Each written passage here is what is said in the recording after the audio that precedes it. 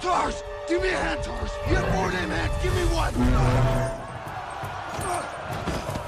Looks like there's still a chance we might get to see John Carter 2. And this time, we could even get some cool new characters and storylines that didn't make it into the first one, like the epic chess match from the Chessmen of Mars, or Vordage turning into a monster in the Synthetic Men of Mars, plus a bunch of other wild stuff. So stick with us as we dive into everything we know so far about John Carter 2. If you've ever watched John Carter from 2012, you might already know it was originally planned as the first chapter of a full movie trilogy. The story follows John Carter, a Civil War veteran who somehow ends up on Mars, called Barsoom by its inhabitants.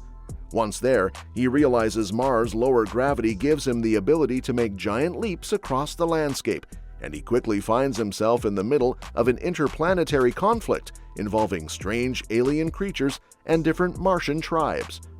Although the film had its own set of fans, the trilogy never materialized. And that's a shame, because the original Edgar Rice Burroughs novels have enough wild, imaginative material to easily fuel at least 2 more sequels. Not only that, but the movie even ended on a cliffhanger, setting up what could have been a much larger story.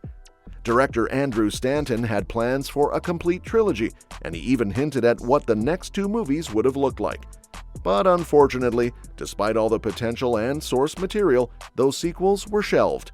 Disney pulled the plug, and for years, John Carter was remembered more for being a box office disappointment than a sci-fi franchise with promise. Still, it's worth diving into what those sequels could have been, especially since there have been whispers that Disney might be reconsidering the franchise. And if they do bring it back, there's a bunch of fascinating storylines and characters they could finally bring to life, some of which were originally meant for John Carter 2 and 3. So, what would John Carter 2 have looked like? According to Andrew Stanton, the sequel was going to be called Gods of Mars. Just like the first film began with some narration, this one would have kicked off with Dejah Thoris, played by Lynn Collins, telling the story of the first film to her son, Carthoris. She believes John Carter is lost forever, and that her son will grow up never knowing his father. But then things take a dark turn. Tardis Mors, played by Ciarán Hinds, enters the scene and offers to take Carthoris to bed, only it's not really him. He's been replaced by Matai Shang, the shape-shifting villain played by Mark Strong. Matai kidnaps the boy and vanishes. That's when the opening credits would have rolled, picking up exactly where the first film left off, John Carter's dramatic return to Mars.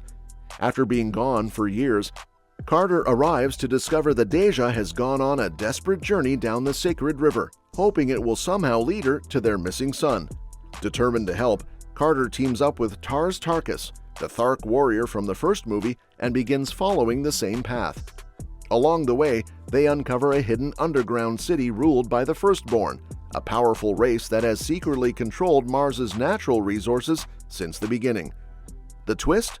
The Firstborn worship a deity named Goddess Isis, who, as it turns out, is just another disguise used by Matai Shang. Carter figures this out and sets out to expose the deception, rescue his son, and reunite with family. But things get more intense when Carter finds out his son has been genetically altered by Matai into a superhuman adult warrior. In a heart-wrenching moment, he nearly kills his own child in battle, not realizing who he's fighting. Thankfully, the truth comes out in time, and the family is reunited.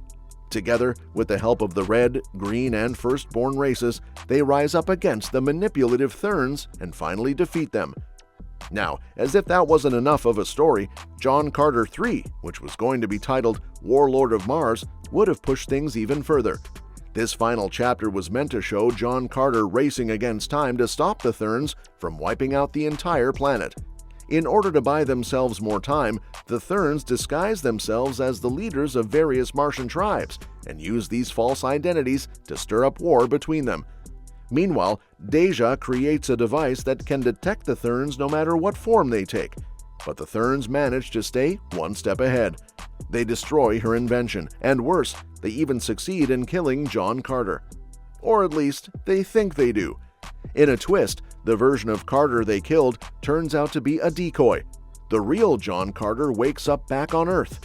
While there, he gets help from his old friend Edgar, who uses his shotgun to fend off Thurn agents trying to keep Carter from returning to Mars. With Edgar's help, Carter finds a way back.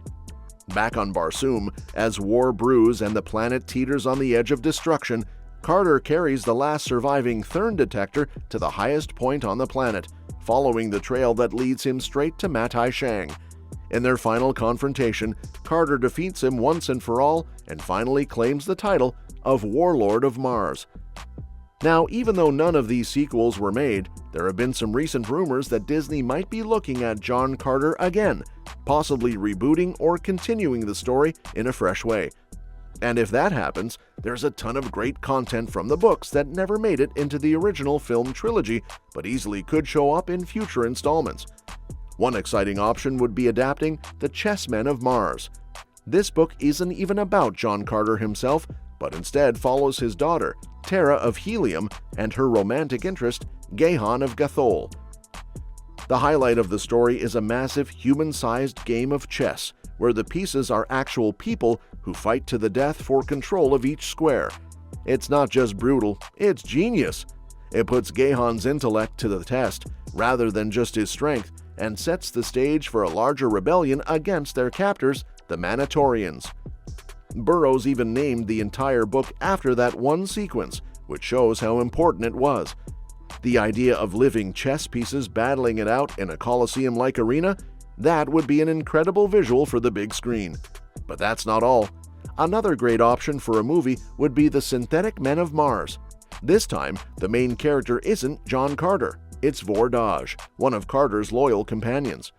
The story has him tagging along on a mission that leads them to Rastavas, a mad scientist from a previous book who's known for body-swapping experiments. Unfortunately for Vordage, Rastavas captures him and performs a horrifying surgery that places his brain into a monstrous, grotesque body. Now stuck in a terrifying new form, Vordage must protect his original body from harm while navigating Rastavas' bizarre lab. One of the lab's horrors is a blob-like creature that just keeps growing and threatens to consume everything around it. And if that wasn't enough, Vordage also has to deal with the added challenge of trying to woo his love interest while stuck in his monstrous new form. It's an eerie, exciting twist on the typical Burroughs romance, and it adds a bunch of emotional weight and dark humor to the usual swashbuckling adventure. Honestly, seeing that adapted into a movie would be brilliant. So even though John Carter didn't quite land the way Disney had hoped back in 2012, the franchise itself still holds a ton of untapped potential. Between the dramatic rescue missions, shape-shifting villains, alien civil wars, and chess matches where the stakes are literally life and death, the Barsoom saga has everything a great sci-fi fantasy story needs. If Disney does decide to revisit this world, there's already a rich foundation to build on, and fans, both new and old, would definitely have something to get excited about. And that's that for today's video. Thanks for watching, and we'll see you in the next one.